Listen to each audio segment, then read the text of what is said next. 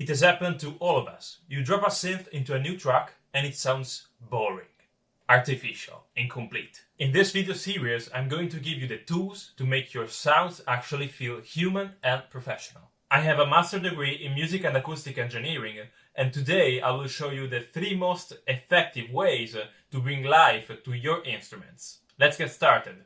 Now, I know you're looking for a quick fix, but trust me when I say in the next 2 minutes, you might learn the most important thing of today.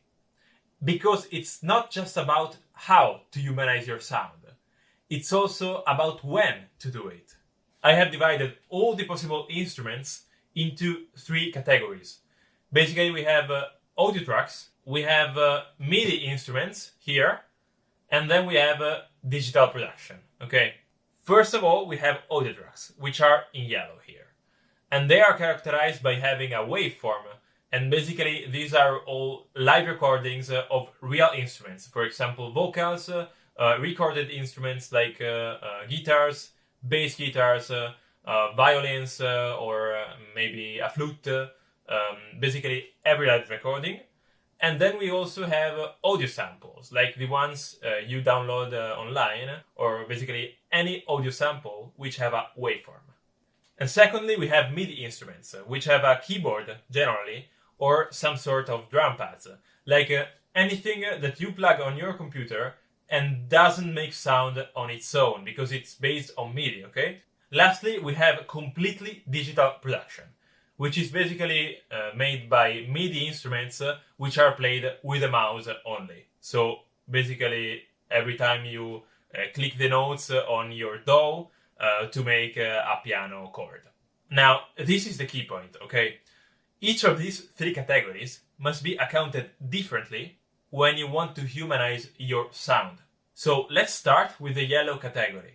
Now, these are all instruments which do not require any humanizing treatment. And this is because they have already been played and recorded by a human, so you do not need to process this, okay?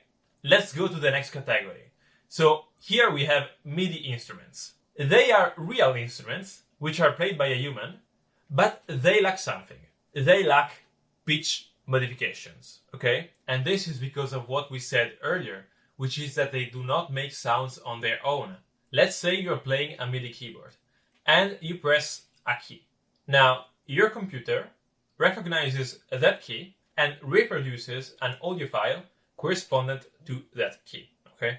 Now, the problem here is that the audio file is always the same for that key. So you do not have any pitch variation, but you have a velocity variation, which happens when you press the button with more or less intensity. And the timing of your notes will not be perfectly aligned with the bar. So that's another human element you're adding to this. Now let's go over the last category, which is digital production. And here we have just MIDI played with a mouse. Now this has all the possible problems, because if you do not do any treatment, you are lacking pitch variation, you are lacking timing variation on when you play the note, and you're also lacking intensity variation on the velocity, on the intensity of the note. So if you clicked on this video, it's probably because you have some problems with an instrument which falls into this category. And now we will fix it. Okay, we are in Ableton and this is the synth we are going to fix. And in the mix, it sounds like this.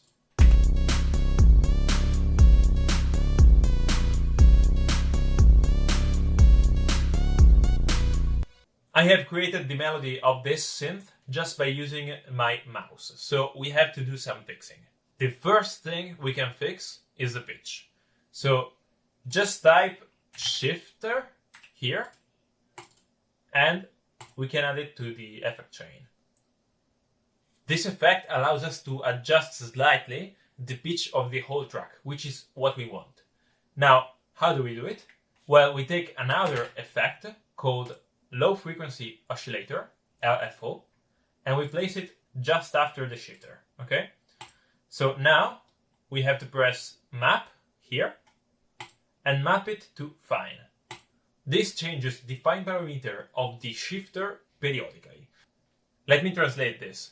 Basically, what we get is that our synthesizer will go up in pitch just a little bit, and then down in pitch just a little bit, okay? Now, it would sound weird at the moment. So we need to reduce the depth, okay? We need to make the depth a lot lower, something like this. Even too much.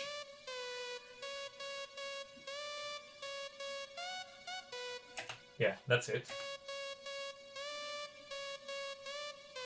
It's not a huge change, but now it sounds like a human played it. So this is very useful. Second thing, we have to adjust the timing of the notes. So basically we have to go here, select the MIDI clip, and we have this button, which is Humanize. And 10% is a good value, okay? If you want more drastic changes, you can increase this. Basically what this does is to delay or to anticipate just a little bit all of the individual notes. So if I click here on Humanize,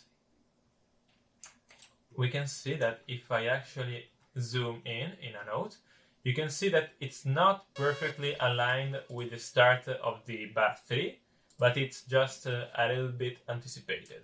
And thus now it sounds like it was a real instrument.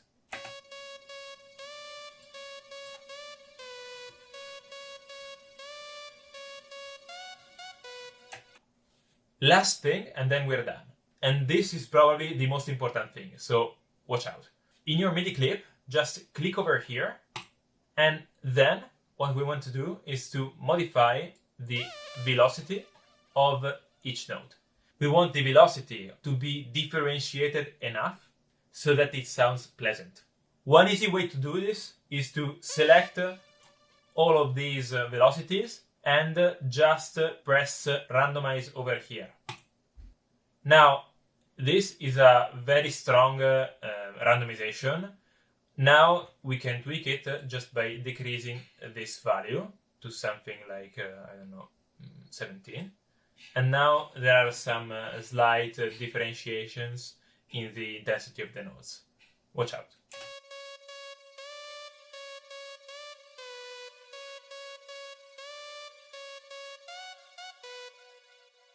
So, to conclude, you must remember this. Audio tracks do not need any humanizing treatment, okay? They are already human. While MIDI instruments, so instruments that you actually play with your hands, only require pitch manipulations, okay? While digital production has no imperfections, so we have to add them manually. What we get is that we need to add the pitch, velocity, and also timing manipulations in order to make it sound human. Now your sound should be more human, but it may still sound dry or empty. Check out this video in which I go over some advanced reverb techniques to bring even more life to your sound. And maybe subscribe to the channel as well. Thank you and see you on the next one.